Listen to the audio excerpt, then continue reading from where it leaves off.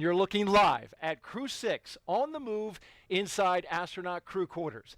The 3 astronauts and 1 cosmonaut finished putting on their spacesuits in the historic suit-up room, and now they are walking down the hallway to the elevator. In front, Commander Stephen Bowen and pilot Woody Hoburg. Behind them, mission specialist Sultan Al-Neyadi and Andrey Fedyaev. They are getting into the elevator to the first floor where they will begin their journey to space. That and more is coming up next. And now you're looking live at the Crew Dragon spacecraft on top of a SpaceX Falcon 9 rocket that will launch the Crew-6 crew to the International Space Station in a little more than 3 hours. Welcome to the Kennedy Space Center in Florida for live coverage of NASA and SpaceX's launch of Crew-6, now streaming in 4K. I'm NASA's Daryl Nail, and with me is NASA astronaut Raja Chari, back by popular demand. Thanks for coming back. Yeah, glad to be back, Daryl, and hoping the second time is the charm, and hoping to see my first launch. Absolutely. We're excited to get your reaction on that. In addition to Raja's analysis, we have live updates from Mission Control in Houston and live interviews from our VIP location here at Kennedy. There you see them. Hello, Houston, and hello, Jasmine. And later on, at T-minus 1 hour, we will welcome in SpaceX live from Hawthorne, California. But let's begin quickly with a recap of the first launch attempt early Sunday morning. The day started here with the crew signing the mission patch inside crew quarters at the Neil Armstrong Operations and Checkout Building. They went through the entire process of suit up and transport to the pad, where they ingressed into the Dragon capsule. The countdown moved along smoothly until reduced flow in an engine ignition fluid line was detected by the launch team. The launch was scrubbed with less than 3 minutes in the count.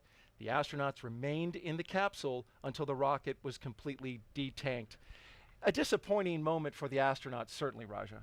Yeah, I mean, I think they're obviously like an instantaneous, instant of a little bit of disappointment, but obviously the right, safe thing to do, and the team all knows that, and so they're ready to do it again today, and have learned from all that, and some great lessons learned.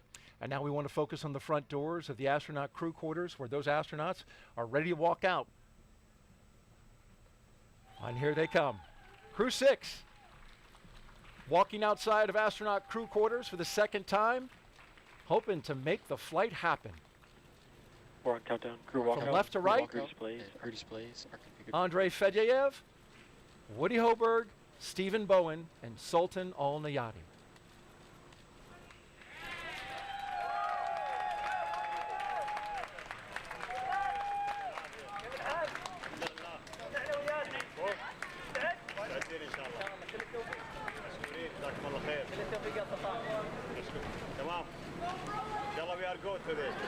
Getting some high fives there. Yeah.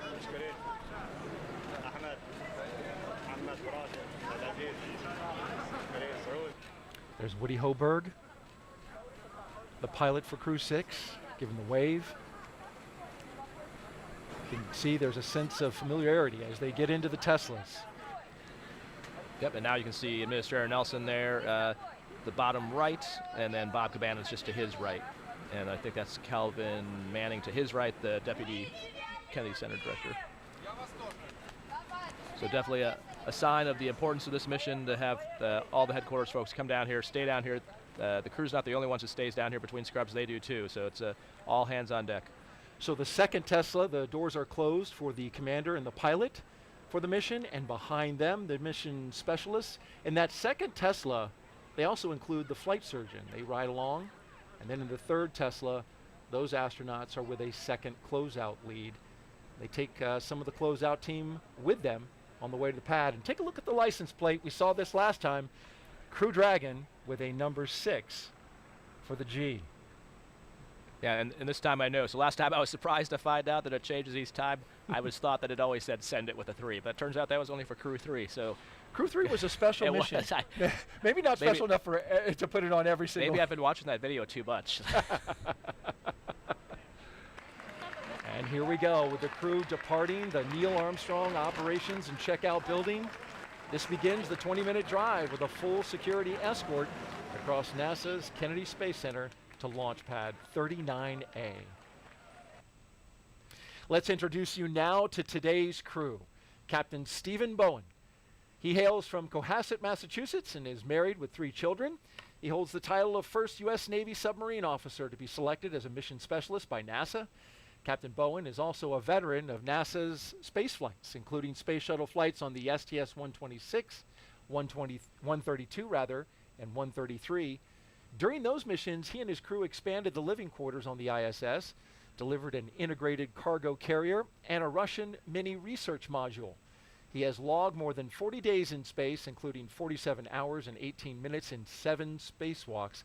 He's the wily old veteran, and today he's the commander of Crew-6, a position you know well. I do, yeah, and it's a great position for him to be in. Like you mentioned, he's got some serious experience and street cred, and much like Tom Marshburn on my flight, trusted to mentor and lead 3 rookies going up there, and so I know he's well up to the task and enjoying going on this trip.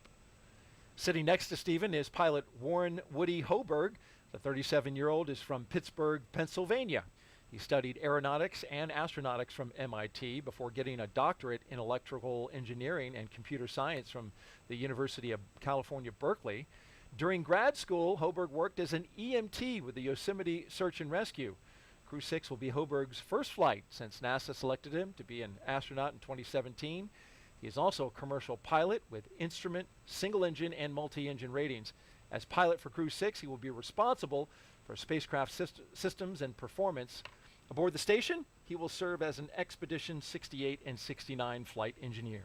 And his most important role is to continue the presence of turtles on the space station. So what he also commonly referred to as the smartest turtle, but also the most humble one. You wouldn't know that talking to him. But any of the things Core on on his countdown. Advanced team is complete. Ready for crew arrival. You just heard the core call for countdown timing for the crew arrival. But yeah, all those things, what he's done by themselves would be amazing, let alone in combination. In the role of mission specialist is astronaut Sultan Al-Neyadi. He was chosen by the Mohammed bin Rashid Space Center of the United Arab Emirates to be part of Expedition 68-69. The father of 5 spent most of his life in Al Ain and Abu Dhabi, but in 2020 traded that in for astronaut training in Houston at NASA's Johnson Space Center. This will be his first trip to space. You're familiar with flying with a bunch of rookies. Yeah, exactly. And can't understate how important this is. The first UAE astronaut going up on a U.S. commercial vehicle to the U.S. segment of the station. This is amazing. The fruit, coming to fruition of a long partnership and a lot of work to get us here. We saw a shot of the vehicle assembly building dead ahead, and they'll get up, make that right-hand turn, and go right by it. Talking about the mission specialists, it's also the first trip to space for the second mission specialist, Roscosmos cosmonaut Andrey Fedyaev. Andrey was selected as a cosmonaut back in 2012. He will be working to monitor the spacecraft during the dynamic launch and re-entry phases of flight. And once on board station, he will be a flight engineer for Expeditions 68 and 69. Yeah, and great to have Andrey on board. I flew out here and back with Christina Cook for the first launch attempt, and she knows him and just has just an amazingly big heart, and is going to be a joy to work with on the space station. This successful NASA program is called Commercial Crew, and it's based right here at the Kennedy Space Center. Jasmine Hopkins now joins us live with one of the leaders of this program. Jasmine. Thank you so much, Daryl. We are back tonight on the balcony of the Operations Support Building number 2 here at Kennedy Space Center. And right now, we're so glad to be joined by Kathy Leaders, the Associate Administrator for NASA's Space Operations Mission Directorate. Good evening, Kathy. Good evening. So happy to be here. Of course, and we are happy to have you. This is round 2, as we said earlier, a second time's a charm. But really, let's talk about that seriously, that we prioritize safety here at NASA. We only launch when we're ready, right? Yes, and there's it kind of seems like a cliche because we say it over and over, space flight's hard. We say it's really, really hard. But when you look at all the things that have to be done perfectly to make sure we're flying safely, it is hard. And it's that attention to detail that makes us ensure that we're flying our crews safely. We get to see right now that them showing up to take a look at the rocket. We talked about last time, the reason they have to crane back like that is the way that the suit constrains you, and it's built to be pressurized, but when it's not pressurized, then it kind of pushes down on your head and neck just a little bit. So taking one more look at the rocket before they head into the elevator, and I did hear from Woody that they did in fact change the labels on the button pad inside that, so it does actually say space on the top button and Earth on the bottom button. The elevator buttons inside, yes. If folks, you haven't seen that meme floating around, there's a picture that shows all the buttons inside this elevator, and they're marked out by the foot level The top used to be the 255-foot level, but apparently it now says yeah, it's space. been modified to say space, which is appropriate. The 39 complex is historic. We've been using it since the early days of the space age, and continuing to upgrade even the labels. How cool was that to reach over and press space? that's awesome to be able to hit the destination that you're going to. Yeah. This is the view at the top of the elevator, so they pop out here and then you walk up a floor. You can see there's the graded floors, or if in the event of an emergency egress, they douse this whole thing with a whole bunch of water so you don't have to get slippery. So that's why they're graded floors, so the water can actually flow through.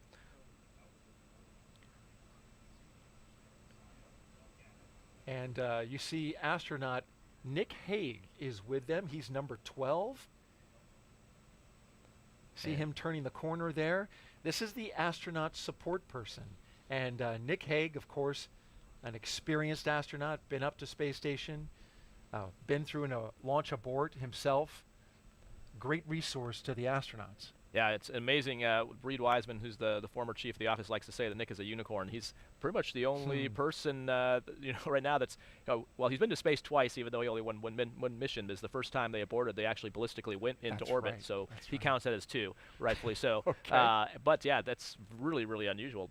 I don't think there's anyone else in the office that's been through a launch abort, which, as we know, the commercial crew program has that as a requirement. So we've got that system now with both Dragon and Starliner. But to actually have done that is a way, it's pretty extreme. Yeah. See Sultan and Andrey heading up the elevator. You notice tonight everything's going faster, which is a testament to the fact that we practiced this once. And there they are, coming through the crew access arm. The commander and pilot, Stephen and Woody, making their way inside Dragon. Big thumbs up and a wave from the crew. They're hoping today is the day. Core on countdown. Crew are in the white room.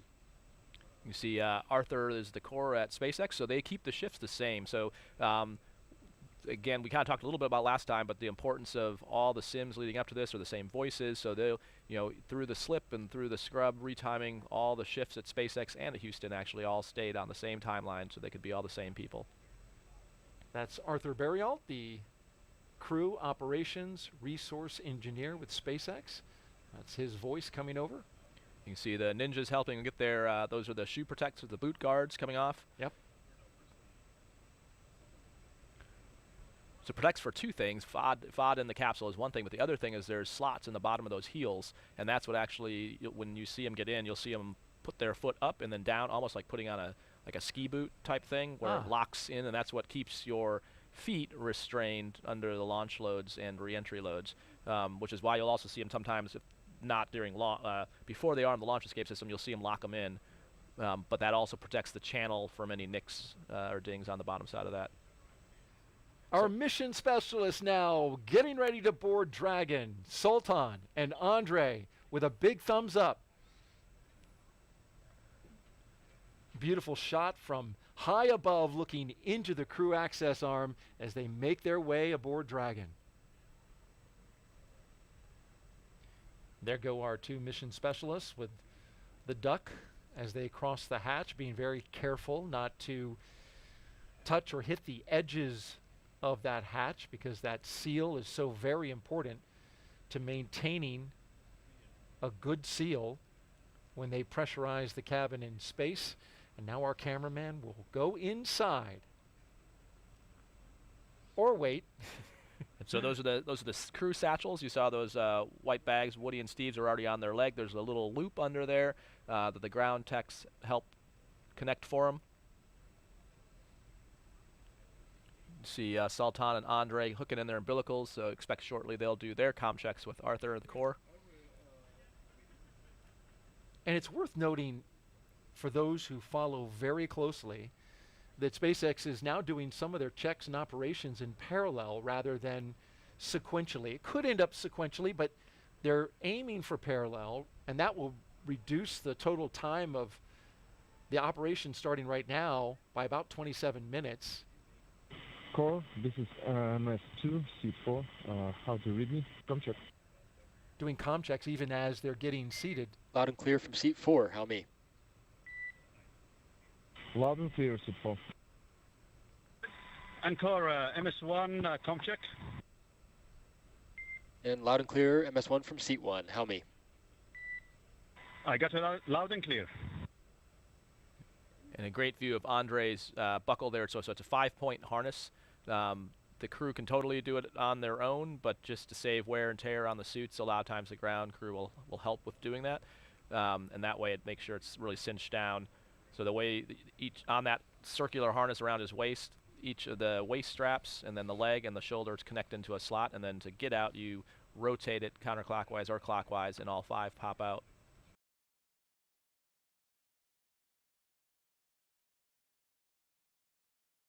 We see our crew waving goodbye before the SpaceX cameraman exits the capsule. You see over Woody's right shoulder the 3 previous stickers of the crews that have flown in Endeavour. So once they get on orbit, I'm sure they've got a sticker in one of their pockets to add to that bulkhead back there. It's a great observation there, Raja, because this is the 4th flight. Dragon, the crew is ready for com checks. The 4th flight for the Dragon Endeavour. SpaceX copies, stand by for umbilical com check. The first 3 were Demo 2, Crew 2, and Axiom 1, which was up at station when you were there. They were, which is the first private mission to the U.S. segment. First time we've launched private astronauts from the U.S., so yeah, a pretty historic mission, and just the start of things to come. You heard Kathy Leaders mention Axiom 2 will be launching in the near future, so we're definitely incorporating the lessons learned and moving forward. Commander, pilot, MS1, stand by while they do MS2, their com com check. checks. Commander has you loud and clear.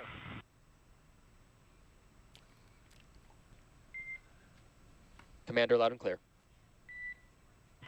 Pilot has you loud and clear. Pilot, loud and clear.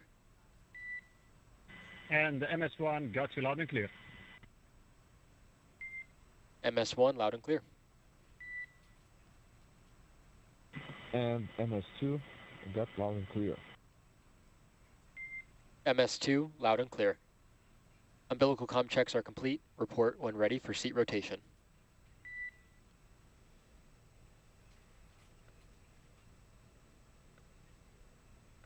As we get ready for the seat rotation, watching all 4 articulate upwards so they can get into launch position. Want to make a correction. It's a camera woman with SpaceX who's getting those fabulous shots. Relying on her to give us SpaceX, Dragon, the crew is ready for seat rotation. these great views that we see. And this view right here, in fact, she's shooting it right now. SpaceX copies, initiating seat rotation. I'm sure it's a challenge to not only maintain that steady shot in that very small hatch, but she also has to maneuver around the team, making sure that she doesn't interfere with the operation. She's doing a great job. Exactly. Yeah, so there you can see the seats moving. So they're in procedure 4.100 on the display. So that's what Woody was interacting with there a second ago. The comm check they did before was just checking the hardline communications. So their umbilicals through the spacecraft, through the umbilical to the ground. Then they are now in 4.100 for seat rotation. So you saw them talking before Steve said they're ready. That was just making sure they verified visually that all their arms and everything was clear of the translation path of the seats. You don't want anything getting pinched. And then what they're watching now on the displays is what's called a tack count, which is the motor that's running the seats to see if anything is out of limits. Looks like it was a good rotation, and they'll probably report that here shortly from the core. And you can see. Does it make a cool motor high-tech sound? You can't actually hear it. No? You know, you can. It's more like. Dragon, SpaceX, seats are in the launch position. And during our launch coverage, we like to highlight employees in the commercial crew program who are working behind the scenes to make today's mission possible. Earlier this week, Kennedy's Jasmine Hopkins spoke to NASA's recovery director for Crew 5. Let's take a look. Joining us now is NASA Recovery Director Brian Barry. Thanks for being here. Of course, thank you. Of course. So, Brian, we understand that you are the NASA Recovery Director for Crew 5, but you've actually done a lot of things for human spaceflight. Can you tell us more about that? Sure. Yeah, that's right. So I started my career as a flight controller for the ISS program. My team was responsible for maintenance on the space station. So I had the opportunity to work directly with the astronauts, train them on tools and repair procedures. So that was a lot of fun and something I never thought I would do when I was studying to be an engineer. After that, I moved over to the safety team, and I was our safety rep for the Commercial Crew Program safety panel. So that was my first exposure to CCP, and I would go review the hazard reports for Dragon and Starliner. That was a pretty neat experience also because I was able to work with Bob and Doug prior to Demo 2 and just kind of work with them on the hazard reports and get their perspective on the risk and the mission overall. After that, in 2020, I came out to Commercial Crew and I work for them directly now, and I've been doing launch and recovery operations since then. On the launch team, my role is to lead the rescue effort if we need to. If there's a pad emergency egress or a pad abort, the launch rescue director calls in the rescue forces, so that's what I did for Crew 5 launch last year. And then as the recovery director, I lead the NASA portion of the team that goes out on the ship with SpaceX. We bring out our flight surgeons and we check out the crew and we load them up on the helicopter and get them back home. We are currently now 2 hours and 7 minutes and counting as we watch the SpaceX closeout crew close the hatch to the Dragon capsule. Dragon Endeavour, the flight leader in SpaceX's fleet. Right now, so honored to be joined by Administrator Bill Nelson. Thank you for being here. It's another pleasure. Of course, we're always glad to have you back at Kennedy. And Bill, right before we were tossed to you, actually just mentioned that you've been in the shoes of these astronauts before, that when you were flying on shuttle, it scrubbed 4 times. So do you have any words of wisdom, any words of encouragement for the astronauts tonight? Well, words of encouragement. Enjoy yourself while you're laying there strapped in on your back, trying to get off the face of the earth. But the serious words of encouragement is we don't fly until we think it's safe. And that was what was important about the first scrub, because it just didn't feel right. And NASA made the call. It was the right call. Everything's looking good. The supposed problems that they had before have all been fixed. And so I expect we're going to see a launch tonight. Right, we're all looking forward to seeing that launch tonight, Bill. And all the work that we're doing in low Earth orbit on the space station is really paving the way for deep space. So what is next for Artemis? Well, we have just this unbelievable opportunity now to go back to the moon, but this time it's different. First of all, we're going to a different place on the moon. It's the South Pole. And that's where we think the water is. And if you get to harvest water, all of a sudden you have hydrogen and oxygen. You've got rocket fuel. We're also going back for a different reason. We're going to stay there. We're going to learn to live, to work there, to invent, to create, all for the purpose that we're going to Mars. And you know, the moon's just a few days away. Mars is months and months away. And so that's why this is so important for us to get back to the moon. As we march closer to launch, and right now, I'm so glad to be joined by Salem Al-Mari, the Director General of the Mohammed bin Rashid Space Center, as well as Hazza Al-Mansouri, UAE astronaut. Thank you so much for being here tonight. Thank you, Jasmine. Of course, Salem, we'll start with you. Sultan is the first UAE astronaut to go on a long-duration mission to the space station. He'll be on a 6-month science mission. So what is the UAE hoping to learn from him? Definitely there's a lot we plan to do during this mission and learn from him and from this 6-month duration. So there's a lot of science we're going to be doing, a lot of human life sciences. There's science with over 20 different experiments with UAE universities and international universities. So that's something really big for us. But we also have a very in-depth education program where we will try and reach every school kid in the UAE. Doing simple science experiments, simple YouTube videos. And of course, other than that, we'll do a lot of PAO events where we have these live chats with the astronaut from space, with our kids and public. So I think we're quite excited for this 6-month duration mission. Okay, so we got Megan MacArthur on the line, who flew on Crew 2 that I got to train with. And so Megan, can you hear me okay?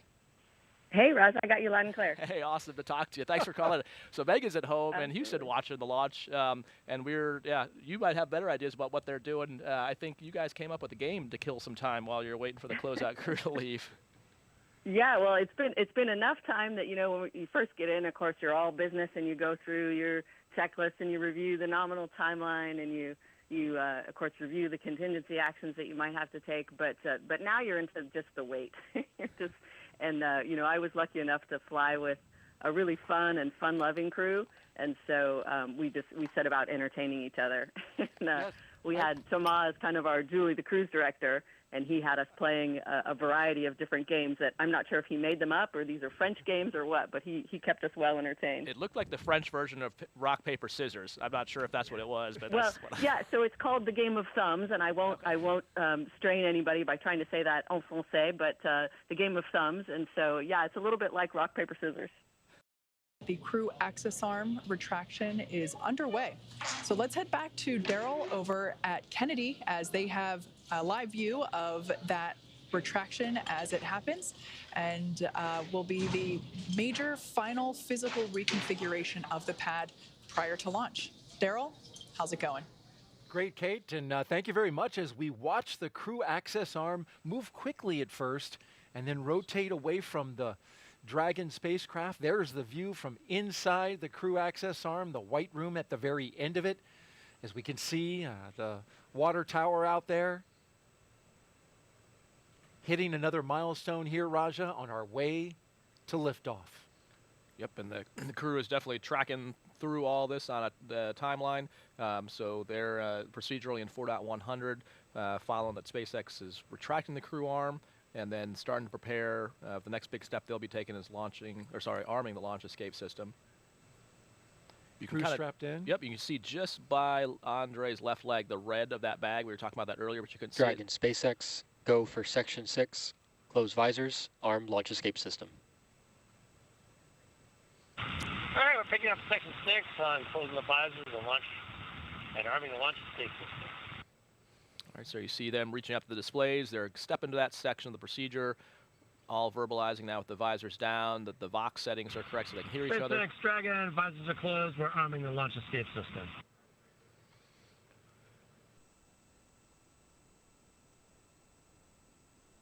F9 tanks are venting for propellant load. Propellant load has started.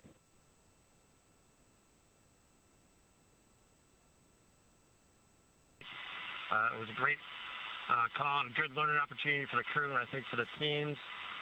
And so once more into the breach, dear friends, Crew-6 is ready to launch.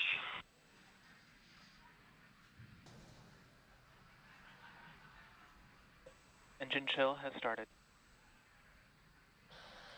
And as expected, there's that call out for that engine chill, indicating the pre-valves are open and the engines are beginning to prepare for liftoff.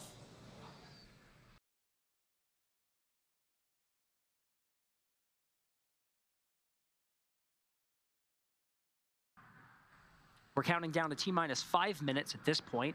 The Dragon is configured for terminal count. And at terminal count, Dragon is switched to internal power, right now receiving power from umbilical lines from the ground. Also at just under 5 minutes, we'll be waiting for strong back retract.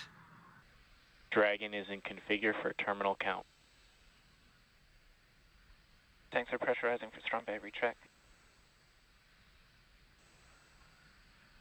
All right, and we heard both of those calls. Dragon onboard computers are going to take control of the vehicle. We should be seeing the clamp arm at the very top of the second stage, right underneath where you see the unpressurized trunk of Dragon, which is indicated by the half black and half white indicators, the black being the solar panels that provide power to the Dragon on its transit to the International Space Station.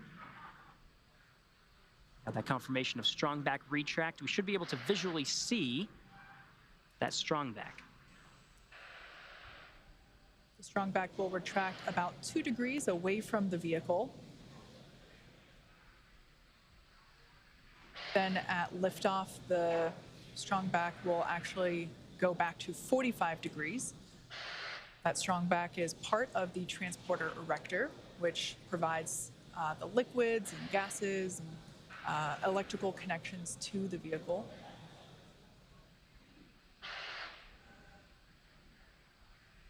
As Gary pointed out, those clamp arms opened up underneath the trunk, just above the first stage. And you can see that action happening now as that initial retraction just a couple degrees away from the vehicle.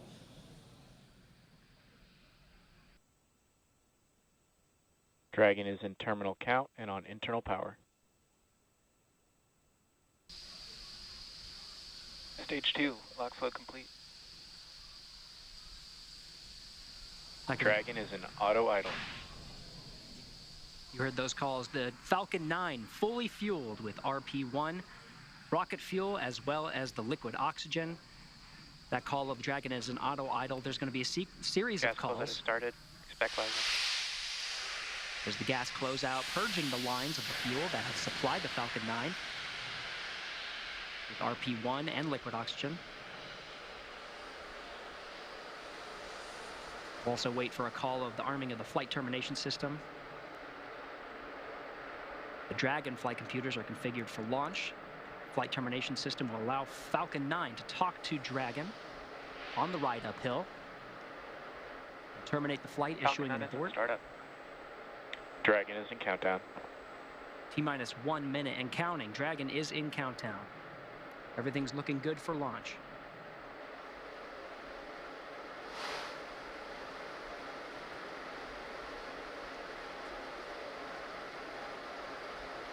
Dragon, SpaceX, go for launch. SpaceX Dragon, copy. Go for launch. T-minus 30 seconds. T-minus 30 seconds and counting. All teams pulled go.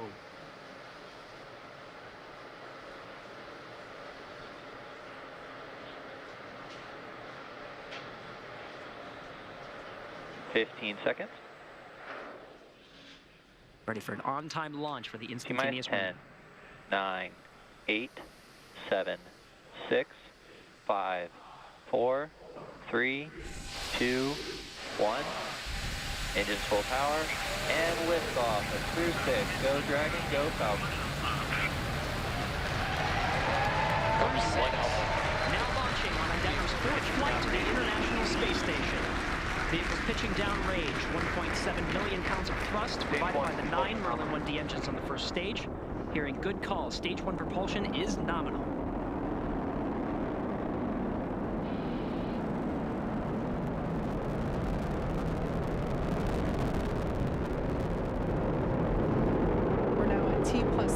Seconds into the 6th rotational crew mission on board Dragon and Falcon 9. Power and telemetry nominal. Stage 1 throttle down. So there we heard the call out indicating that the first stage engines will begin to throttle down in preparation for max Q, which is the moment of maximum aerodynamic pressure that the vehicle will experience during flight. Vehicle is supersonic. Call out there indicating the vehicle's traveling faster than the speed of sound. Max Q. Stage 1 throttle up. All right, now that we're past max Q. 1 Bravo. Copy, 1 Bravo. That 1 Bravo indicator are different abort modes that are called that allow the ground teams and the crew to track about the position of the Falcon 9 and the Dragon as they make their way up the eastern seaboard. In the event of an abort, these different abort modes would indicate about the position where Dragon would land, as well as indicate what series of maneuvers Dragon would indicate. But so far, we're hearing good calls on the performance of the Falcon 9 on its ride uphill. 1 minute, 53 seconds into flight.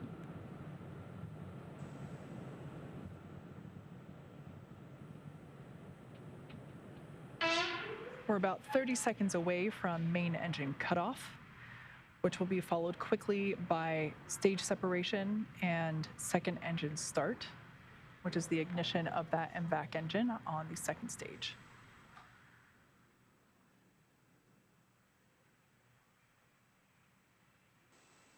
Now about 10 seconds away from main engine cutoff.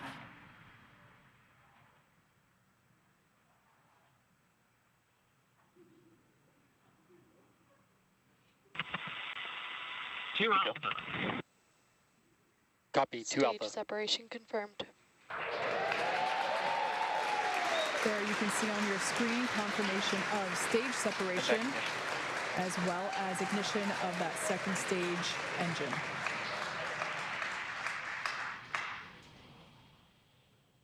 Second stage is now carrying the Crew-6 astronauts to orbit.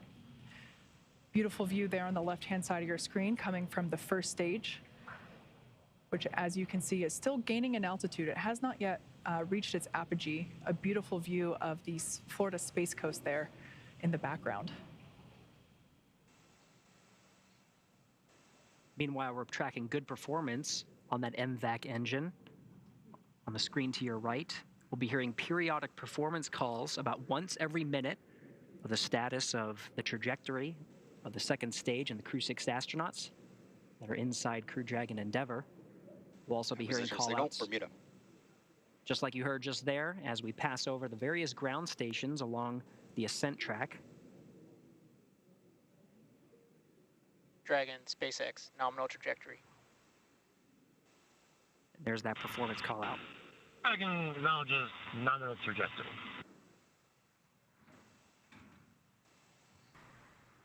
Stage 1 entry burn startup. And there you can see Stage 2, FTS has safed. on your screen that first stage entry burn has begun. That booster sees high drag, which actually scrubs roughly 70% of the velocity by the time that the landing burn begins.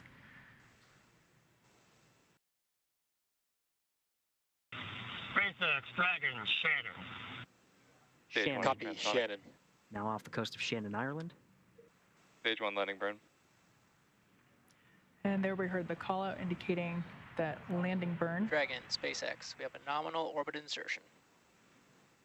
Great news there for SpaceX Dragon copies nominal orbital insertion. Launch escape system disarmed. For Dragon Endeavour. Stage 1 landing leg deploy. Attempting to land on our drone ship, just read the instructions. Stage 1 landing is And there you can see on your screen, and also indicated by the cheers behind me, successful landing of this booster. Its first trip to space, and therefore its first landing. And of course, after second stage engine cutoff, you heard that call that the crew is in orbit. We're now getting views from the second stage. You can see this is one of the cameras that's pointing up into the trunk of Dragon. Of course, we're continuing to get views of the expansion nozzle at the end of the MVAC engine. Once again, live view there from the second stage looking up into the trunk, which of course is the unpressurized section that goes along with the Dragon capsule to the International Space Station. That's where we are able to store basically cargo that is able to be exposed to the vacuum of space. So a great view there looking up into the trunk. That will be hopefully the first views that we get of that separation event, which we're expecting here any second. There you can see on your screen confirmation. Dragon separation confirmed. Of that separation confirmed. Dragon Endeavour is now floating free in space. That's right, the Falcon Dragon, 9. CE here. Welcome to orbit. Congratulations. Your flight is exactly 4 years after the flight of the Demo 1 mission. Like Andrey said, all the best things take 2 tries. Happy that we could get you off tonight. If you enjoyed your ride, please don't forget to give us 5 stars. Over to LD for some words. Also, a friendly reminder to put your sushi orders in for CRS-27. Have a safe ride to the space station, and we look forward to seeing you when you get home. Thank you for flying SpaceX. Expected loss of signal, Bermuda. And SpaceX Dragon copies all. That was fantastic. Thank you. And SpaceX Dragon, we'd like to really, for the great ride to orbit today. It was greatly appreciated. May have taken 2 rides, but 2 times, but it was worth the trip. And I guess I'll pass it over to Woody for some words. Yeah, SpaceX Dragon, just want to say as a rookie flyer, that was one heck of a ride. Thank you. I would say put it is an absolute miracle of engineering, and I just feel so lucky that I get to fly on this amazing machine. Thanks to SpaceX, thanks to NASA, Commercial Crew Program, and our international partners. A lot of innovation went into this, tireless work effort, and a lot of painstaking attention to detail and focus on testing.